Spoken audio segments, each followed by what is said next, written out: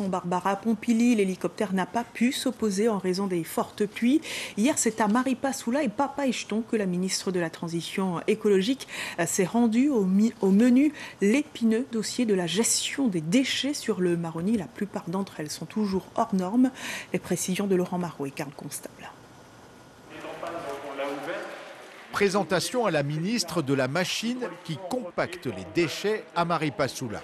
Fabriquée en Suède, livrée en 2015, elle a très peu fonctionné, faute de production électrique suffisante dans la commune. Elle a tourné quelques semaines en décembre avant de tomber en panne. C'est du matériel qui a été stocké, donc là on est en train de mettre en route, mais on est en train aussi de découvrir les pannes, quoi. Ben là, on a 2 contacteurs électroniques qui ont grillé, donc on est en train de les faire venir de Suède.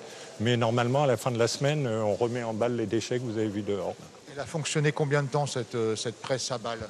Ah, pour le moment, elle est toute neuve et elle est au début de son fonctionnement. Les premières balles de déchets compactés ont été envoyées à la décharge de Maripasoula. Elle est hors norme, comme toutes les décharges gérées par la CCOG, sauf Saint-Laurent. La présidente de la communauté de communes de l'Ouest rappelle la nécessité d'une route pour désenclaver le Maroni et régler le problème des déchets. La ministre ne répond pas sur le désenclavement, mais rappelle le soutien de l'État aux centres de compactage et aux presses à balles. L'État a financé intégralement celui de Grand Santi et celui de Maripasoula. Ça va être le cas aussi pour Papaichton. C'était la première base. Ensuite, il y a les sites de stockage, enfin les sites d'entreposage, sur lesquels, là aussi, nous avons un partenariat avec la communauté de communes de l'Ouest guyanais. Et ensuite, la question est de savoir comment faire pour limiter déjà ces déchets au départ, et puis pour essayer d'en traiter le plus possible sur place, puisque aujourd'hui, ils remontent. Les discussions sont encore en cours.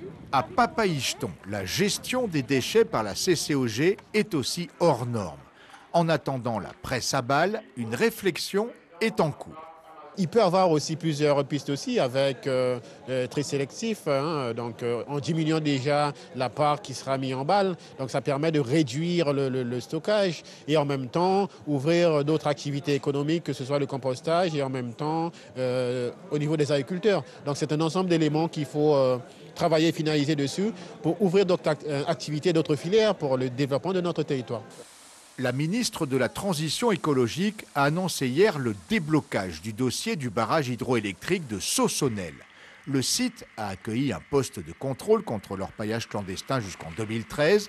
Le 28 janvier, Barbara Pompili a signé des arrêtés tarifaires qui doivent assurer la rentabilité de cet investissement de 100 millions d'euros.